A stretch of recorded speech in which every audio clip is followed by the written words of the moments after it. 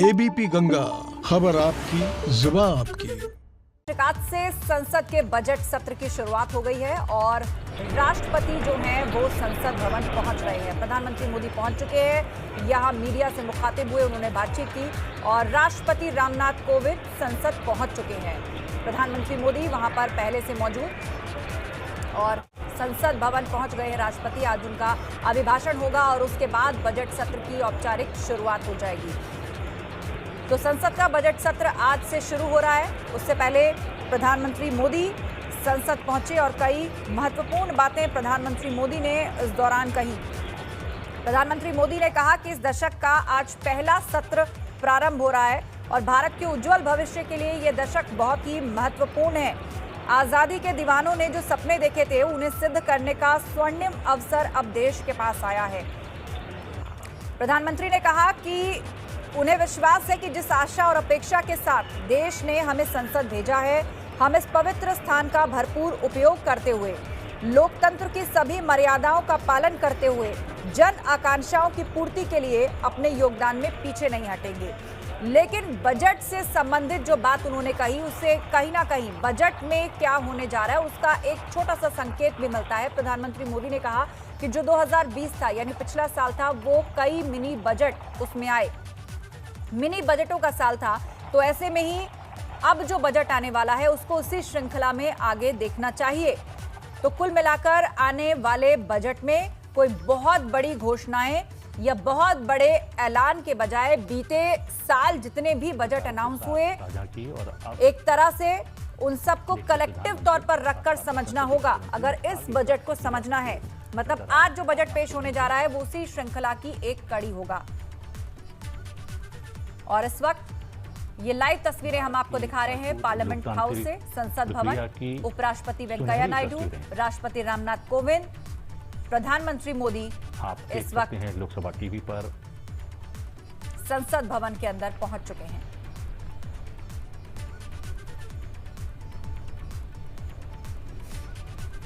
दोनों सदनों की संयुक्त बैठक में राष्ट्रपति का अभिभाषण होगा। राष्ट्रपति रामनाथ कोविंद संसद भवन पहुंच चुके हैं। संसद भवन का सेंट्रल हॉल, जहां पर और बहुत ही शुभ अवसर, दोनों ही हाउसेस, लोकसभा और राज्यसभा, माफ कीजिए, उसकी संयुक्त बैठक में राष्ट्रपति का अभिभाषण होगा।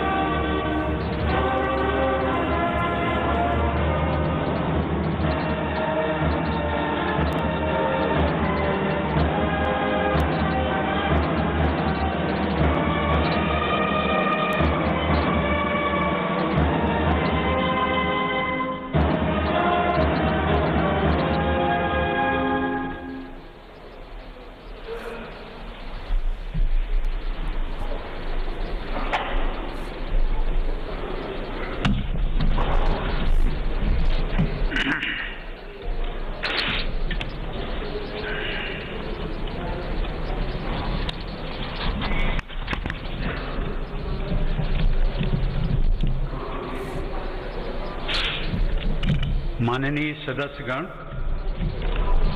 कोरोना वैश्विक महामारी के इस दौर में हो रहा संसद का ये संयुक्त सत्र बहुत महत्वपूर्ण है।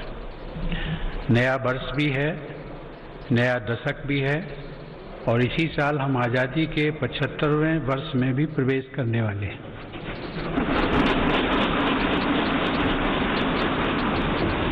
आज संसद के आप सभी सदस्य हर भारतवासी के इस संदेश और इस विश्वास के साथ यहाँ उपस्थित हैं कि चुनौती कितनी ही बड़ी क्यों न हो, न हम रुकेंगे और न भारत रुकेगा।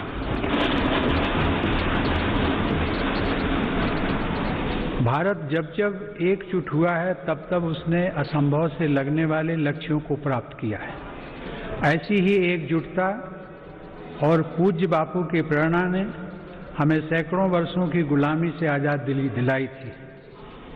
इसी भावना को अभिव्यक्त करते हुए राष्ट्र प्रेम से ओतप्रोत कवि असम केसरी अंबिका गिरी राय चौधरी ने कहा था, ओम तत्सत भारत महात ऐक चेतोनाथ, एक ध्यानोत, ऐक साधोनाथ, ऐक आवेगोत, ऐक होइसा, ऐक होइसा।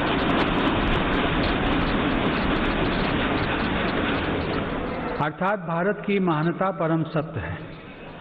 एक ही चेतना में, एक ही ध्यान में, एक ही साधना में, एक ही आवेग में, एक हो जाओ, एक हो जाओ। आज हम भारतीयों की यही एकजुटता, यही साधना देश को अनेक आपदाओं से बाहर निकालकर लाई है। एक तरफ कोरोना जैसी वैश्विक महामारी, दूसरी तरफ अनेक राज्यों में बाढ़, कभी अनेक राज्यों में भूकंप, तो कभी बड़े बड़े साइक्लोन, टिड्डी दल के हमले से लेकर बर्ड फ्लू तक देशवासियों ने हर आपदा का डटकर सामना किया है। इसी काल में सीमा पर भी अप्रत्याशित तनाव बढ़ा। इतनी आपदाओं से, इतने मोर्चों पर देश एक साथ लड़ा और हर कसौटी पर खरा उतरा। इस दौरान हम सब देशवासियों के अप्रतिम साहस, संयम, अनुशासन और सेवा भाव के भी साक्षी बने हैं। महामारी के खिलाफ इस लड़ाई में हमने अनेक देशवासियों को असमय खोया भी है। हम सभी के प्रिय और पूर्ववर्ती राष्ट्रपति प्रणब मुखर्जी का निधन भी कोरोना काल में हुआ। संसद के 6 सदस्य भी कोरोना की वजह से असमय हमें छोड़कर चले गए। मैं सभी के प्रति अपनी विनम्र श्रद्धांजलि अर्पित करता हूँ। माननीय सदस्यगण, हमारे शास्त्रों में कहा गया है, कृतम में दक्षिणे हस्ते जयो में सव्य आहिता, अर्थात हमारे एक हाथ में कर्तव्य होता है तो दूसरे हाथ में सफलता होती है। कोरोना महामारी के इस समय में जब दुनिया का प्रत्येक व्यक्ति, हर देश इससे प्रभावित हुआ, आज भारत एक नए सामर्थ्य के साथ दुनिया के सामने उभर कर आया है। मुझे संतोष है कि मेरी सरकार के समय पर लिए गए सटीक फैसलों से लाखों देशवासियों का जीवन बचा है। आज देश में कोरोना के नए मरीजों की संख्या भी तेजी से घट रही है और जो संक्रमण से ठीक हो चुके हैं उनकी संख्या भी बहुत अधिक है। माननीय सदस्यगण, जब हम बीते एक वर्ष को याद करते हैं तो हमें स्मरण होता है कि कैसे एक ओर नागरिकों के जीवन की रक्षा की चुनौती थी तो दूसरी तरफ अर्थव्यवस्था की चिंता भी करनी थी। अर्थव्यवस्था को संभालने के लिए रिकॉर्ड आर्थिक पैकेज की घोषणा के साथ ही मेरी सरकार ने इस बात का भी ध्यान रखा कि किसी गरीब को भूखा न रहना पड़े। प्रधानमंत्री गरीब कल्याण योजना के माध्यम से 8 महीनों तक 80 करोड़ लोगों को 5 किलो प्रति माह अतिरिक्त अनाज निःशुल्क सुनिश्चित किया गया। सरकार ने प्रवासी श्रमिकों, कामगारों और अपने घर से दूर रहने वाले लोगों की भी चिंता की। One nation, one ration card की सुविधा देने के साथ ही सरकार ने उन्हें निःशुल्क अनाज मुहैया कराया और उनके लिए श्रमिक स्पेशल ट्रेनें चलवाई। महामारी के कारण शहरों से वापस आए प्रवासियों को उनके ही गांवों में काम देने के लिए मेरी सरकार ने 6 राज्यों में गरीब कल्याण रोजगार अभियान भी चलाया। इस अभियान की वजह से 50 करोड़ मैन डेज के बराबर रोजगार पैदा हुआ। सरकार ने रेहड़ी पटरी वालों और ठेला लगाने वाले भाई बहनों के लिए विशेष स्वनिधि योजना भी शुरू की। इसके साथ ही करीब 31,000 करोड़ रुपए गरीब महिलाओं के जन धन खातों में सीधे ट्रांसफर भी किए गए। इस दौरान देश भर में उज्ज्वला योजना की लाभार्थी गरीब महिलाओं को 14 करोड़ से अधिक मुफ्त गैस सिलेंडर भी मिले। अपने सभी निर्णयों में मेरी सरकार ने संघीय ढांचे की सामूहिक शक्ति का अद्वितीय उदाहरण भी प्रस्तुत किया है। केंद्र और राज्य सरकारों के बीच इस समन्वय ने लोकतंत्र को मजबूत बनाया है और संविधान की प्रतिष्ठा को सशक्त किया है।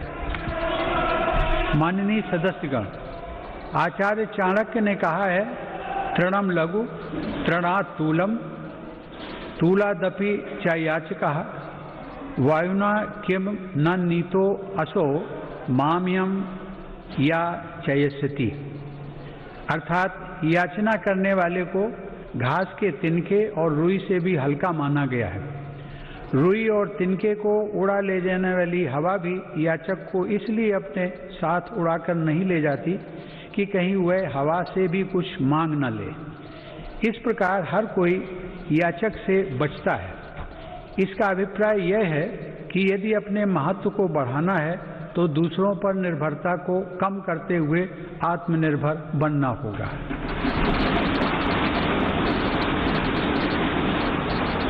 आज़ादी की लड़ाई के समय हमारे स्वतंत्रता सेनानी जिस सशक्त और स्वतंत्र भारत का सपना देख रहे थे, उस सपने को सच करने का आधार भी देश की आत्मनिर्भरता से ही जुड़ा था। कोरोना काल में बनी वैश्विक परिस्थितियों ने जब हर देश की प्राथमिकता उसकी अपनी ज़रूरतें थी, हमें ये याद दिलाया है कि आत्मनिर्भर भारत का निर्माण क्यों इतना महत्वपूर्ण है। इस दौरान भारत ने बहुत ही कम समय में 2200 से अधिक प्रयोगशालाओं का नेटवर्क बनाकर हजारों वेंटिलेटर्स का निर्माण करके पीपीई किट से लेकर टेस्ट किट बनाने तक में आत्मनिर्भरता हासिल करके अपनी वैज्ञानिक क्षमता, अपनी तकनीकी दक्षता और अपने मजबूत स्टार्टअप इकोसिस्टम का भी परिचय दिया है। हमारे लिए यह और भी गर्व की बात है कि आज भारत दुनिया का सबसे बड़ा टीकाकरण अभियान चला रहा है। इस प्रोग्राम की दोनों वैक्सीन भारत में ही निर्मित हैं। संकट के इस समय में भारत ने मानवता के प्रति अपने दायित्व का निर्वहन करते हुए अनेक देशों को कोरोना वैक्सीन की लाखों खुराक उपलब्ध कराई है। भारत के इस कार्य की विश्व भर में हो रही प्रशंसा हमारी हजारों वर्ष पुरानी संस्कृति सर्वे संतु निरामया की भावना के साथ जग कल्याण की हमारी प्रार्थना हमारे प्रयासों को और ऊर्जा दे रही है। माननीय सदस्यगण, मेरी सरकार द्वारा स्वास्थ्य के क्षेत्र में पिछले 6 वर्षों में जो कार्य किए गए हैं, उनका बहुत बड़ा लाभ हमने इस कोरोना संकट के दौरान देखा है। इन वर्षों में इलाज से जुड़ी व्यवस्थाओं को आधुनिक बनाने के साथ ही बीमारी से बचाव पर भी उतना ही बल दिया गया है। राष्ट्रीय पोषण अभियान, फिट इंडिया अभियान, खेलो इंडिया अभियान, ऐसे अनेक कार्यक्रमों से स्वास्थ्य को लेकर देश में नई सतर्कता आई है। आयुर्वेद और योग को बढ़ावा देने के मेरी सरकार के प्रयासों का लाभ भी हमें देखने को मिला है। मेरी सरकार के प्रयासों से आज देश की स्वास्थ्य सेवाएं गरीबों को आसानी से उपलब्ध हो रही हैं तथा बीमारियों पर होने वाला उनका खर्च कम हो रहा है। आयुष्मान भारत प्रधानमंत्री जन आरोग्य योजना के तहत देश में 1.5 करोड़ गरीबों को 5 लाख रुपए तक का मुफ्त इलाज मिला है। इससे इन गरीबों को 30,000 करोड़ रुपए से ज़्यादा खर्च होने से बचे हैं। आज देश के 24,000 से ज़्यादा अस्पतालों में से किसी में भी आयुष्मान योजना का लाभ लिया जा सकता है। इसी तरह प्रधानमंत्री भारतीय जन औषधि योजना के तहत देश भर में बने 7,000 केंद्रों से गरीबों को बहुत सस्ती दर पर दवाइयां मिल रही हैं। इन केंद्रों में रोजाना लाखों मरीज दवाई खरीद रहे हैं। कीमत कम होने की वजह से मरीजों को सालाना लगभग 3,600 करोड़ रुपए की बचत हो रही है। माननीय सदस्यगण, देश में स्वास्थ्य सेवाओं के विस्तार के लिए मेडिकल शिक्षा का विस्तार भी अत्यंत आवश्यक है। साल 2014 में देश में सिर्फ 387 मेडिकल कॉलेज थे, लेकिन आज देश में 562 मेडिकल कॉलेज हैं। बीते 6 वर्षों में अंडर ग्रेजुएट और पोस्ट ग्रेजुएट चिकित्सा शिक्षा में 50,000 से ज़्यादा सीटों की वृद्धि हुई है। प्रधानमंत्री स्वास्थ्य सुरक्षा योजना के तहत सरकार ने 22 नए एम्स को भी मंजूरी दी है।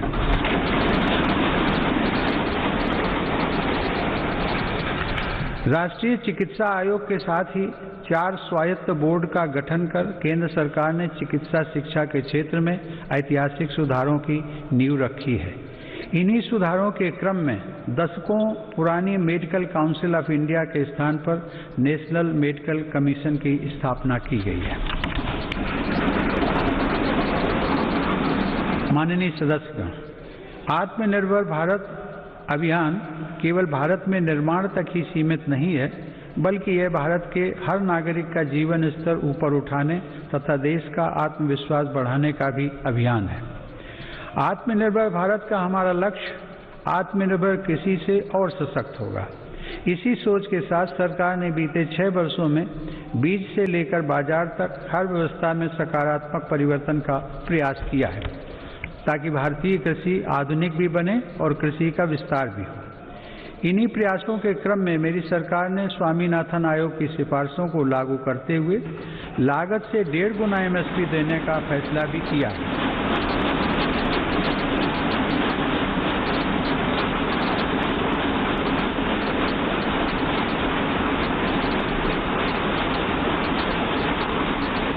मेरी सरकार आज न सिर्फ MSP पर रिकॉर्ड मात्रा में खरीद कर रही है, बल्कि खरीद केंद्रों की संख्या को भी बढ़ा रही है। आज कृषि के लिए उपलब्ध सिंचाई के साधनों में भी व्यापक सुधार आ रहा है। पर ड्रॉप मोर क्रॉप के मंत्र पर चलते हुए सरकार पुरानी सिंचाई परियोजनाओं को पूरा करने के साथ ही सिंचाई के आधुनिक तरीके भी किसानों तक पहुंचा रही है। 2013-14 में जहां 42 लाख हेक्टेयर जमीन में ही माइक्रो इरिगेशन की सुविधा थी, वहीं आज 56 लाख हेक्टेयर से ज़्यादा अतिरिक्त जमीन को माइक्रो इरिगेशन से जोड़ा जा चुका है। मुझे खुशी है कि सरकार के इन प्रयासों को हमारे किसान अपने परिश्रम से और आगे बढ़ा रहे हैं। आज देश में खाद्यान्न उपलब्धता रिकॉर्ड स्तर पर है। वर्ष 2008-9 में जहां देश में 234 मिलियन टन खाद्यान्न की पैदावार हुई थी, वहीं साल 2019-20 में देश की पैदावार बढ़कर 296 मिलियन टन तक पहुंच गई है। इसी अवधि में सब्जी और फलों का उत्पादन भी 215 मिलियन टन से बढ़कर अब 320 मिलियन टन तक पहुंच गया है। मैं इसके लिए देश के किसानों का अभिनंदन करता हूं। माननीय सदस्यगण, समय की मांग है कि कृषि क्षेत्र में हमारे जो छोटे और सीमांत किसान हैं, जिनके पास सिर्फ 1 या 2 हेक्टेयर जमीन होती है, उन पर विशेष ध्यान दिया जाए। देश के सभी किसानों में से 80% से ज़्यादा ये छोटे किसान ही हैं और इनकी संख्या 10 करोड़ से ज़्यादा है। मेरी सरकार की प्राथमिकताओं में ये छोटे और सीमांत किसान भी हैं। ऐसे किसानों के छोटे छोटे खर्च में सहयोग करने के लिए PM किसान सम्मान निधि के जरिए उनके खातों में लगभग 1,13,000 करोड़ से अधिक रुपए सीधे ट्रांसफर किए जा चुके हैं। प्रधानमंत्री फसल बीमा योजना का लाभ भी देश के छोटे किसानों को हुआ है। इस योजना के तहत पिछले 5 वर्षों में किसानों को 17,000 करोड़ रुपए प्रीमियम के एवज में लगभग 90,000 करोड़ रुपए की राशि मुआवजे के तौर पर मिली है। देश के छोटे किसानों को साथ जोड़कर 10,000 किसान उत्पादक संगठनों यानी फार्मर प्रोड्यूसर ऑर्गेनाइजेशंस को स्थापित करने का अभियान एक ऐसा ही प्रभावशाली कदम है। इससे इन छोटे किसानों को समृद्ध किसानों की तरह बेहतर तकनीक, ज्यादा ऋण, पोस्ट हार्वेस्टिंग प्रोसेसिंग एवं मार्केटिंग की सुविधाएं और प्राकृतिक आपदा के समय सुरक्षा मिलनी सुनिश्चित हुई। पीएम किसान सम्मान निधि के जरिए उनके खातों में लगभग 1,13,000 करोड़ से अधिक रुपए सीधे ट्रांसफर किए जा चुके हैं। प्रधानमंत्री फसल बीमा योजना का लाभ भी देश के छोटे किसानों को हुआ है। इस योजना के तहत पिछले 5 वर्षों में किसानों को 17,000 करोड़ रुपए प्रीमियम के एवज में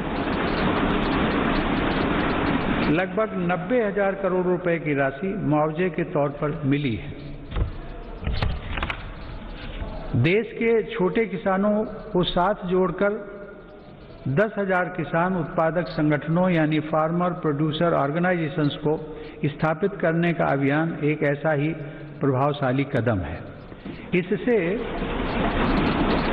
इन छोटे किसानों को समृद्ध किसानों की तरह बेहतर तकनीक, ज्यादा ऋण, पोस्ट हार्वेस्टिंग प्रोसेसिंग एवं मार्केटिंग की सुविधाएं और प्राकृतिक आपदा के समय सुरक्षा मिलनी सुनिश्चित हुई है। इससे किसानों को अपनी फसल की ज्यादा कीमत और ज्यादा बचत का विकल्प भी मिला है। माननीय सदस्यगण, व्यापक विमर्श के बाद संसद ने 7 महीने पूर्व 3 महत्वपूर्ण कृषि सुधार, कृषक उपज व्यापार और कृषक संवर्धन और सरलीकरण विधेयक, कृषि सशक्तिकरण और संरक्षण, कीमत आश्वासन और कृषि सेवा करार विधेयक और आवश्यक वस्तु संशोधन विधेयक पारित किए हैं। इन कृषि सुधारों का सबसे बड़ा लाभ भी 10 करोड़ से अधिक छोटे किसानों को तुरंत मिलना शुरू हुआ।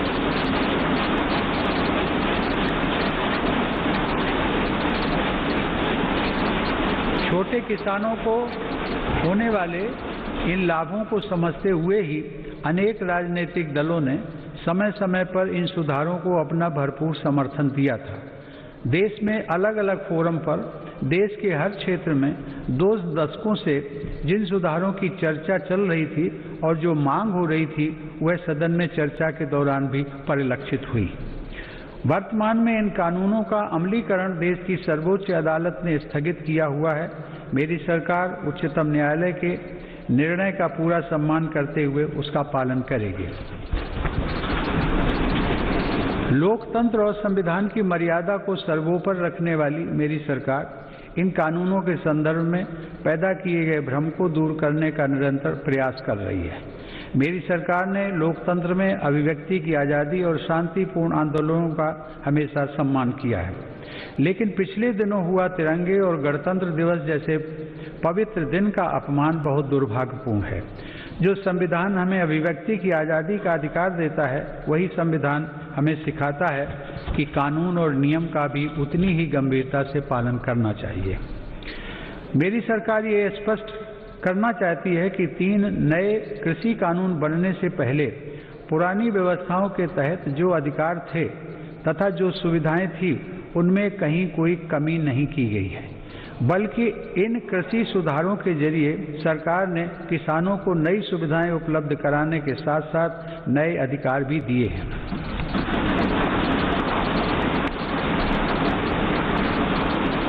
माननीय सदस्यगण, कृषि को और लाभकारी बनाने के लिए मेरी सरकार आधुनिक कृषि इंफ्रास्ट्रक्चर पर भी विशेष ध्यान दे रही है। इसके लिए 1 लाख करोड़ रुपए के एग्रीकल्चर इंफ्रास्ट्रक्चर फंड की शुरुआत की गई है।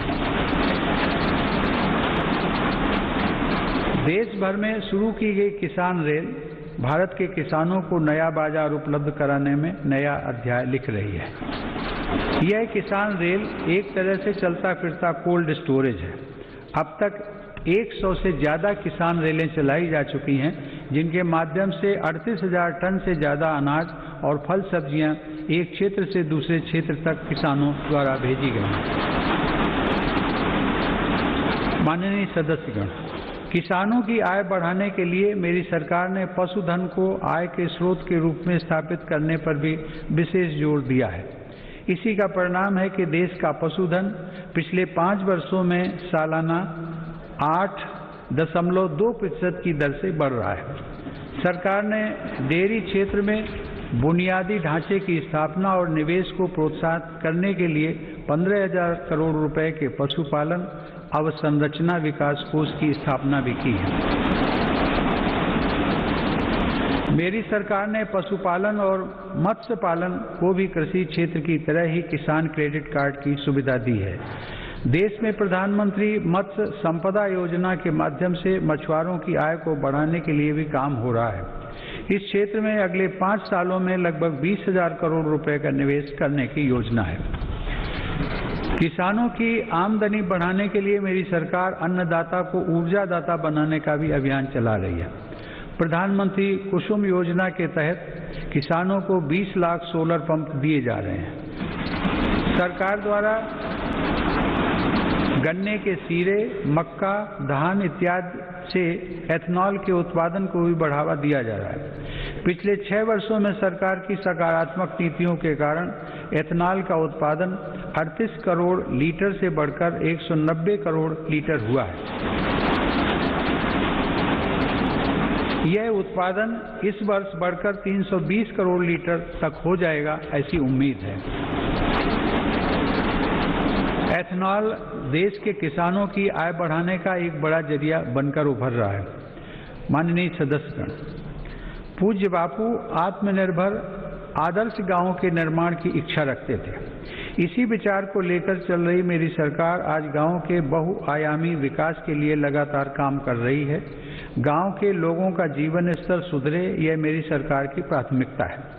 इसका उत्तम उदाहरण 2014 से गरीब ग्रामीण परिवारों के लिए बनाए गए 2 करोड़ घर हैं। वर्ष 2022 तक हर गरीब को पक्की छत देने के लिए प्रधानमंत्री आवास योजना की गति भी तेज की गई है। मेरी सरकार द्वारा शुरू की गई स्वामित्व योजना से अब ग्रामीणों को उनकी संपत्ति पर कानूनी हक मिल रहा है। स्वामित्व के इस अधिकार से अब गांव में भी संपत्तियों पर बैंक लोन लेना, हाउस लोन लेना आसान बनेगा और ग्रामीण क्षेत्रों में आर्थिक गतिविधियां तेज होंगी। इस योजना का भी विशेष लाभ गांव के छोटे उद्यमियों और कुटीर उद्योगों से जुड़े लोगों तथा छोटे किसानों को होगा। माननीय सदस्यगण, बाबा साहेब आम्बेडकर संविधान के मुख्य शिल्पी होने के साथ साथ हमारे देश में वाटर पॉलिसी को दिशा दिखाने वाले भी थे। 8 नवंबर 1945 को कटक में एक कॉन्फ्रेंस के दौरान उन्होंने कहा था, water is wealth, water being the wealth of the people and its distribution being uncertain, the correct approach is not to complain against nature but to conserve water. बाबा साहब की प्रेरणा को साथ लेकर मेरी सरकार जल जीवन मिशन की महत्वाकांक्षी योजना पर काम कर रही है। इसके तहत हर घर जल पहुंचाने के साथ ही जल संरक्षण पर भी तेज गति से काम किया जा रहा है। मुझे यह बताते हुए हर्ष है कि इस अभियान के तहत अब तक 3 करोड़ परिवारों को पाइप वाटर सप्लाई से जोड़ा जा चुका है। इस अभियान में अनुसूचित जातियों व जनजातियों के भाई बहनों तथा वंचित वर्गों के अन्य लोगों को प्राथमिकता के आधार पर पानी का कनेक्शन दिया जा रहा है। माननीय सदस्यगण, हमारे गांवों को 21वीं सदी की जरूरतों और इंफ्रास्ट्रक्चर से जोड़ने के लिए मेरी सरकार ने ग्रामीण सड़क नेटवर्क के विस्तार में भी सराहनीय काम किया है। प्रधानमंत्री ग्राम सड़क योजना के अंतर्गत देश के ग्रामीण क्षेत्रों में 6,42,000 किलोमीटर सड़क का निर्माण पूरा कर लिया गया। इस योजना के तीसरे चरण में ग्रामीण क्षेत्रों में बसावटों के साथ साथ स्कूलों, बाजारों और अस्पतालों आदि से जोड़ने वाले 1,25,000 किलोमीटर रास्तों को भी अपग्रेड किया जाएगा। गांव में सड़कों के साथ ही इंटरनेट की कनेक्टिविटी भी उतनी ही अहम है। हर गांव तक बिजली पहुंचाने के बाद मेरी सरकार देश के 6 लाख से अधिक गांवों को ऑप्टिकल फाइबर से जोड़ने के लिए अभियान चला रही है। माननीय सदस्यगण, हमारी अर्थव्यवस्था की आधारभूत ताकत हमारे गांव और छोटे शहरों में फैले हमारे लघु उद्योग, हमारे कुटीर उद्योग MSMEs हैं। भारत को आत्मनिर्भर बनाने का बहुत बड़ा सामर्थ्य हमारे इन लघु उद्योगों के ही पास है। देश के कुल निर्यात में इनकी भागीदारी लगभग 50% की है। आत्मनिर्भर भारत के मिशन में MSMEs की भूमिका को बढ़ाने के लिए भी अनेक कदम उठाए गए हैं। MSMEs की परिभाषा में बदलाव हो, निवेश की सीमा बढ़ाना हो या फिर सरकारी खरीद में वरीयता, अब लघु और कुटीर उद्योगों को विकास के लिए जरूरी प्रोत्साहन मिला है। 3 लाख करोड़ रुपए की इमरजेंसी क्रेडिट गारंटी योजना, मुश्किल में फंसे MSMEs के लिए 20,000 करोड़ की विशेष योजना और फंड ऑफ फंड्स जैसे प्रयासों ने लाखों लघु उद्यमियों को लाभ पहुंचाया है।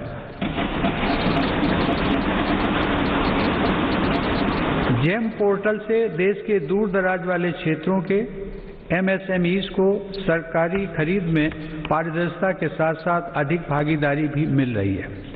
मेरी सरकार की यह निरंतर कोशिश है कि उद्यमशीलता का लाभ देश के हर वर्ग को मिले। हुनर हाट और उस्ताद योजना के माध्यम से लाखों शिल्पकारों का कौशल विकास भी किया जा रहा है और उनको रोजगार के अवसर दिए जा रहे हैं। इन लाभार्थियों में आधे से अधिक महिला शिल्पकार हैं। ई-हाट के माध्यम से इन शिल्पकारों को पूरी दुनिया के खरीदारों से जोड़ा जा रहा है। आत्मनिर्भर भारत में महिला उद्यमियों की विशेष भूमिका है।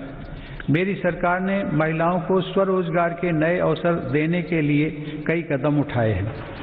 मुद्रा योजना के तहत अब तक 25 करोड़ से ज़्यादा ऋण दिए जा चुके हैं, जिसमें से लगभग 70% ऋण महिला उद्यमियों को मिले हैं।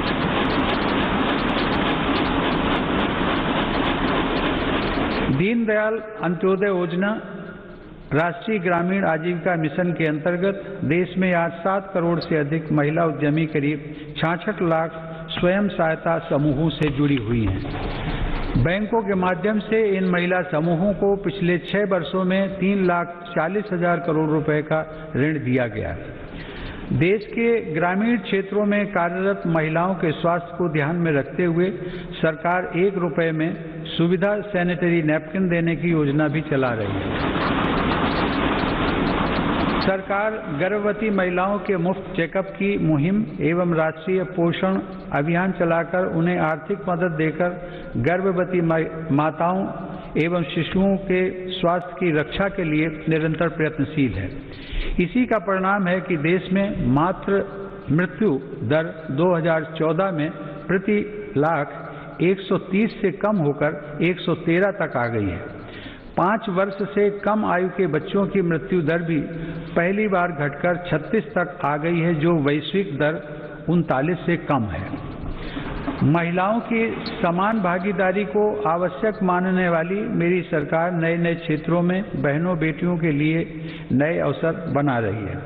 भारतीय वायुसेना की फाइटर स्ट्रीम हो, मिलिट्री पुलिस में महिलाओं की नियुक्ति हो या फिर अंडरग्राउंड माइंस में तथा ओपन कास्ट माइंस में महिलाओं को रात्रि में कार्य करने की अनुमति, ये सभी निर्णय पहली बार मेरी सरकार ने ही लिए हैं।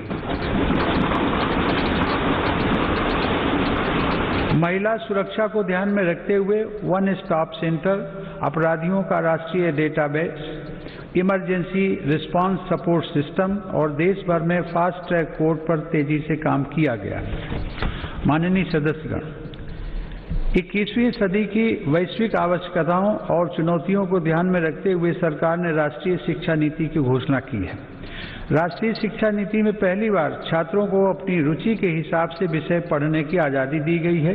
किसी कोर्स के बीच में भी विषय और स्ट्रीम बदलने का विकल्प युवाओं को दिया गया है। मेरी सरकार ने ई-विद्या के अंतर्गत स्कूली शिक्षा के लिए दीक्षा ऑनलाइन पोर्टल को one nation one digital platform के रूप में विकसित किया है। विद्यार्थियों के हितों के लिए संवेदनशील मेरी सरकार ने JEE और नीट परीक्षाओं का भी सफल आयोजन कर उनका 1 साल व्यर्थ होने से बचाया है। माननीय सदस्यगण, मेरी सरकार का मानना है कि सबसे ज्यादा वंचित वर्गों की सामाजिक और आर्थिक विकास की यात्रा गुणवत्ता युक्त शिक्षा से आरंभ होती है। सरकार की विभिन्न छात्रवृत्ति योजनाओं का लाभ ऐसे ही 3 करोड़ 20 लाख से ज्यादा विद्यार्थियों को मिल रहा है। इनमें अनुसूचित जाति, पिछड़ा वर्ग, वनवासी एवं जनजातीय वर्ग और अल्पसंख्यक समुदाय के छात्र छात्राएं शामिल हैं। सरकार का प्रयास है कि ज्यादा से ज्यादा पात्र और जरूरतमंद विद्यार्थियों को छात्रवृत्तियों का लाभ मिले। इसके साथ ही अनुसूचित जाति के विद्यार्थियों को दी जाने वाली पोस्ट मैट्रिक छात्रवृत्ति में केंद्र सरकार के हिस्से को भी बढ़ाया जा रहा है। इसी प्रकार जनजातीय युवाओं की शिक्षा के लिए हर आदिवासी बहुल ब्लॉक तक एकलव्य आवासीय मॉडल स्कूल के विस्तार का काम भी किया जा रहा है।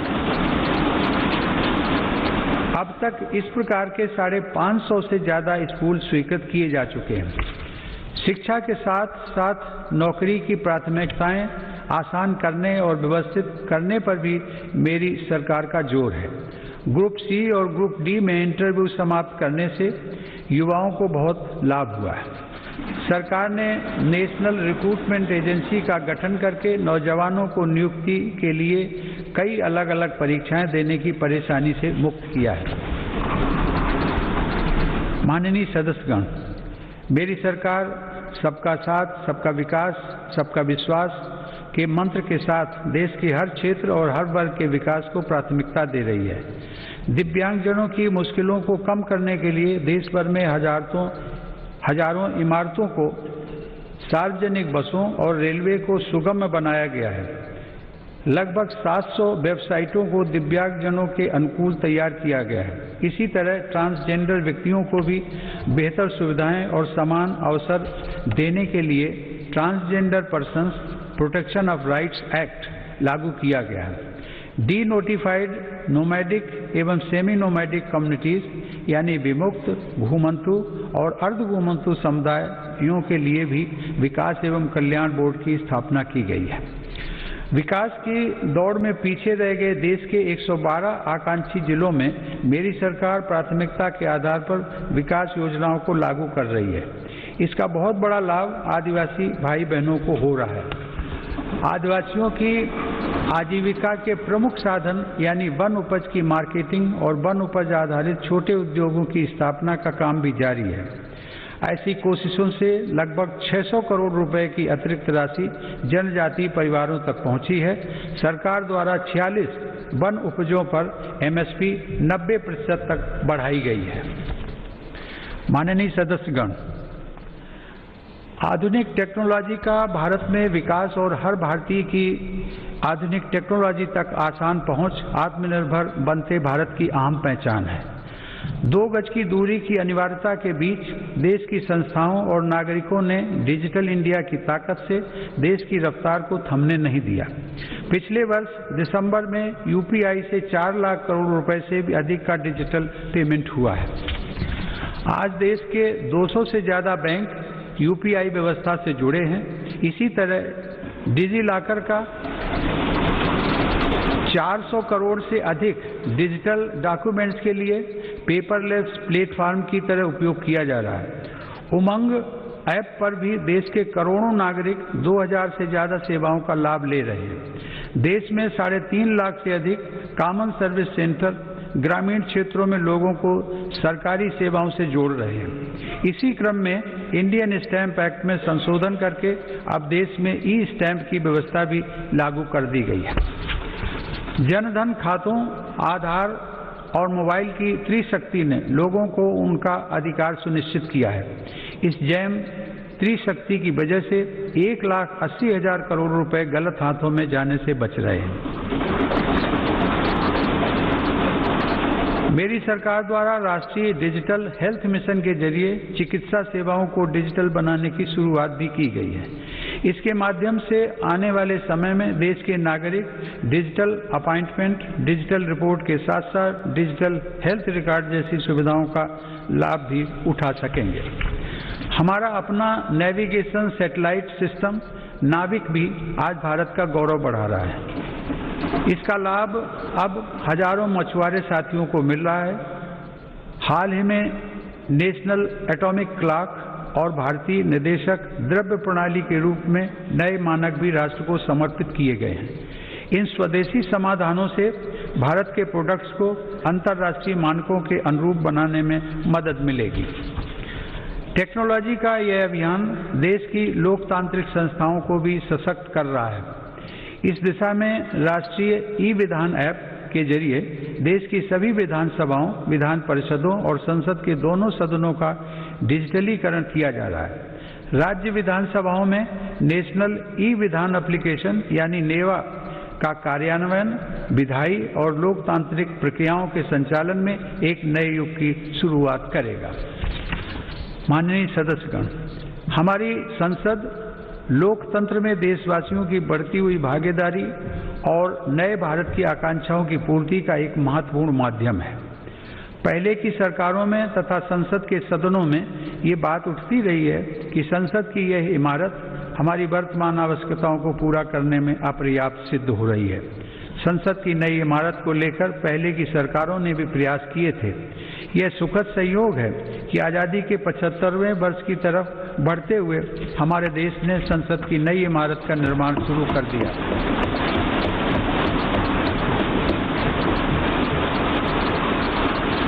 नए संसद भवन के बनने से अपने संसदीय दायित्वों को निभाने में हर सदस्य को अधिक सुविधा मिलेगी। माननीय सदस्यगण, देशवासियों ने जिस तेजी से तकनीक और बदलाव को आत्मसात किया है वह इस बात का प्रमाण है कि आज हर भारतीय देश को नई ऊंचाई पर पहुंचते हुए देखने के लिए कितना आतुर है। देशवासियों की आकांक्षाओं को ध्यान में रखते हुए मेरी सरकार तेजी से निर्णय ले रही है और अर्थव्यवस्था से जुड़े हर सेक्टर में ऐसे सुधार कर रही है जिनकी प्रतीक्षा वर्षों से थी। फेसलेस टैक्स असेसमेंट और अपील की सुविधा देने के साथ ही मेरी सरकार ने देश में उद्यमशीलता को प्रोत्साहित करने के लिए कंपनी अधिनियम के अनेक प्रावधानों को गैर आपराधिक बना दिया है। उद्योगों को जरूरी सुविधाएं मिल सकें, इसके लिए औद्योगिक क्षेत्रों का GIS तकनीक पर आधारित डेटाबेस तैयार किया जा रहा है। इस डेटाबेस में देश भर की लगभग 5 लाख हेक्टेयर औद्योगिक भूमि से जुड़ी जानकारी उपलब्ध है। मुझे खुशी है संसद के दोनों सदनों ने श्रमेव जयते की भावना पर चलते हुए श्रमिकों के जीवन में बदलाव लाने वाला निर्णय लिया है। 29 केंद्रीय श्रम कानूनों को कम करके 4 लेबर कोड बनाए गए। इन श्रम सुधारों में राज्यों ने भी अगुवाई की है। इन सुधारों से श्रम कल्याण का दायरा बढ़ेगा, श्रमिकों को निश्चित समय पर मजदूरी मिल पाएगी और रोजगार के ज्यादा अवसर तैयार होंगे। नए लेबर कोड हमारी महिला श्रमिकों की अधिक और सम्मानजनक भागीदारी भी सुनिश्चित करते हैं।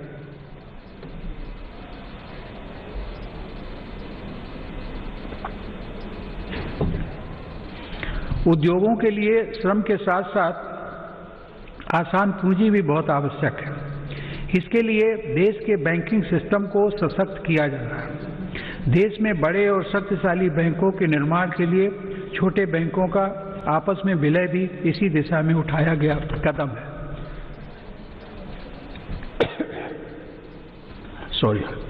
मैन्युफैक्चरिंग से जुड़े 10 सेक्टर्स के लिए पहली बार देश में लगभग 1.5 लाख करोड़ रुपए की प्रोडक्शन लिंक्ड इंसेंटिव स्कीम लागू की गई है। इसका लाभ इलेक्ट्रॉनिक्स सहित अनेक दूसरे सामान की मैन्युफैक्चरिंग में दिखने भी लगा है।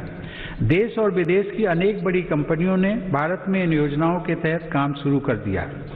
मेरी सरकार भारत में बने सामान के उपयोग के लिए जन भागीदारी को प्रोत्साहित कर रही है।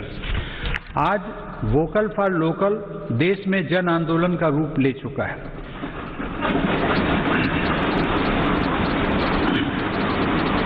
भारत में बने सामान के प्रति भावनात्मक लगाव के साथ ही गुणवत्ता में भी श्रेष्ठ हों, इस दिशा में काम किया जा रहा है। देश में ईज ऑफ डूइंग बिजनेस में सुधार के लिए भी निरंतर कदम उठाए जा रहे हैं। इसके लिए राज्यों के बीच स्वस्थ प्रतिस्पर्धा को प्रोत्साहित किया जा रहा है। यह बड़े हर्ष की बात है कि रैंकिंग में सुधार की गंभीरता को राज्य भी समझ रहे हैं और इसमें बढ़ चढ़कर हिस्सा ले रहे हैं। कोरोना के इस काल में प्रत्येक भारतीय का जीवन बचाने के प्रयासों के बीच अर्थव्यवस्था को जो हानि हुई थी उससे भी अब देश उबरने लगा है। यह आज अनेक इंडिकेटर्स के माध्यम से स्पष्ट हो रहा है। इस मुश्किल समय में भी भारत दुनिया के निवेशकों के लिए आकर्षक स्थान बनकर उभरा है। अप्रैल से अगस्त 2020 के बीच लगभग 36 अरब डॉलर का रिकॉर्ड प्रत्यक्ष विदेशी निवेश भारत में हुआ है।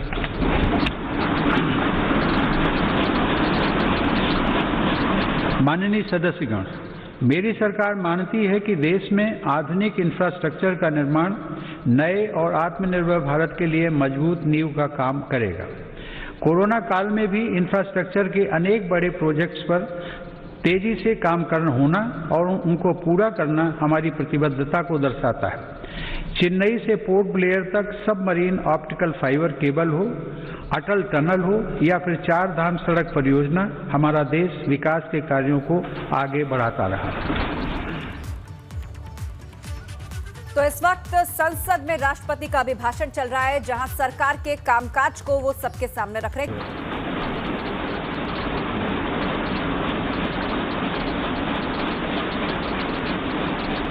बड़ी संख्या में मतदाताओं की भागीदारी ने दर्शाया है कि जम्मू कश्मीर नए लोकतांत्रिक भविष्य की तरफ तेजी से आगे बढ़ चला है।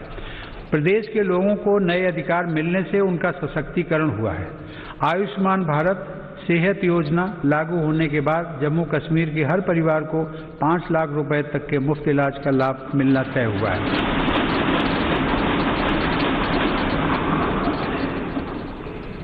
जम्मू में सेंट्रल एडमिनिस्ट्रेटिव ट्रिब्यूनल की एक बेंच भी स्थापित की गई है। केंद्र शासित प्रदेश बनने के बाद कुछ महीने पहले लद्दाख स्वायत्त पर्वतीय विकास परिषद के चुनाव की प्रक्रिया भी सफलतापूर्वक संपन्न हुई है। अब लद्दाख के लोग स्वयं अपने प्रदेश के विकास से जुड़े निर्णय और तेजी से ले रहे हैं। माननीय सदस्यगण, इस कोरोना काल में हम जब देश के भीतर आपदाओं से निपट रहे थे, तब हमारी सीमा पर भी देश के सामर्थ्य को चुनौती देने के प्रयास किए गए। LAC पर द्विपक्षीय संबंधों और समझौताओं को दरकिनार करते हुए शांति भंग करने की कोशिश की गई, लेकिन हमारे सुरक्षा बलों ने न केवल पूरी सजगता, शक्ति और हौसले के साथ इन षड्यंत्रों का मुंह तोड़ जवाब दिया, बल्कि सीमा पर यथास्थिति बदलने के सभी प्रयासों को भी नाकाम किया।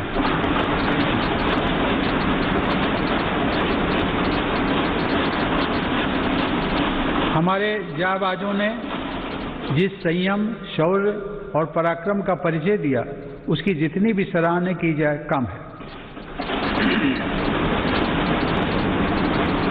जून 2020 में हमारे 20 जवानों ने मातृभूमि की रक्षा के लिए गलवान घाटी में अपना सर्वोच्च बलिदान भी दिया। हर देशवासी इन शहीदों का कृतज्ञ है। मेरी सरकार देश के हितों की रक्षा के लिए पूरी तरह कटिबद्ध है और सतर्क भी है। LAC पर भारत की संप्रभुता की रक्षा के लिए अतिरिक्त सैन्य बलों की तैनाती भी की गई है। माननीय सदस्यगण, हमारे स्वाधीनता संग्राम के दौरान देशभक्ति के अमर गीतों की रचना करने वाले मलयालम के श्रेष्ठ कवि वल्लथोल ने कहा है, भारतम ऐन्ना पेरुकेट्टाल अभिमाना पूरिदम आगनम अंतरंगम। अर्थात जब भी आप भारत का नाम सुने, आपका हृदय गर्व से भर जाना चाहिए।